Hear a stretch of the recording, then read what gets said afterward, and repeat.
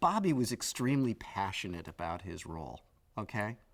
I mean, I wouldn't say he was a method actor, but the guy really loved being the robot. I mean, you know, his chair was painted silver. His dressing room was painted silver. And he just loved being in there. I would think that any opportunity I would get to get out of there whenever I could, if I were in the robot, I would get me out of here, cut, fine, let me out of here.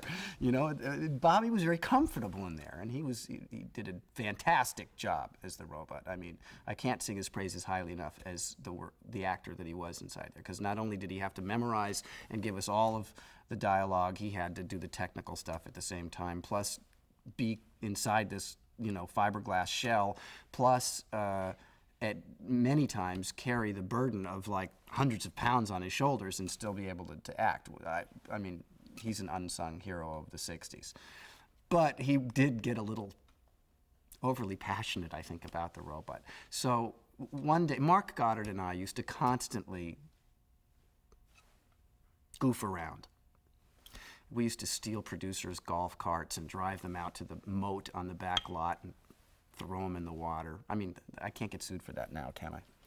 I mean, we used to do a lot of stuff during lunch and things, just for fun, just to goof around. So one day we were breaking for lunch, as I recall, if memory serves me well. I've been watching the O.J. Simpson trial, I have to, as I recall. Anyway, we were going to lunch, and the effects guys were about to get Bobby out of the robot so he could go to lunch. And Mark and I said to, I think it was Stu Moody, one of our wonderful special effects guys, who would always tell you, don't worry, everything's safe. You know, he had like no fingers. And he'd always tell you, not to worry about it, you're gonna be okay. You'd like go, oh, you Stu, are you sure? Anyway, we said, don't worry, Stu, we'll let Bobby out of the robot. You go on ahead to lunch. So everyone left the set. And Mark and I left Bobby alone in the middle of the stage 11, and it was like the sand exterior set. He was out there in the middle about some foam rubber rocks, and we left him there. That was it. We just said, let's leave Bobby in the robot and go to lunch. Well, we were gone maybe, 5 or 10 minutes. It wasn't like leave him in there for an hour. We were gone a few minutes, and we looked at each other and said, oh, we can't leave Bobby in there. That's not fair. We've had our little joke. Let's go back and let him out now. So Mark and I are walking back to the set, and the doors are open, and we can see 30 yards away, there's the robot in the middle of the set, and there's smoke coming out of the robot.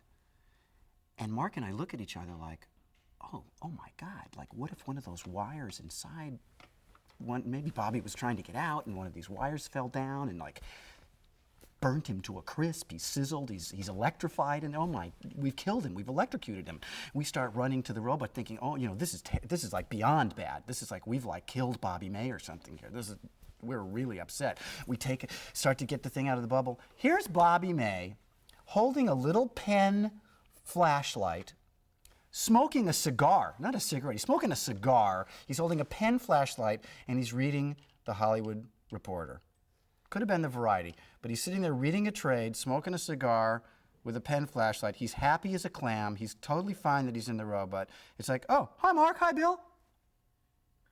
Hey, did you know Disney's making it? It was like unbelievable, unbelievable. He had to be there, but to the best of my knowledge, that's how it occurred.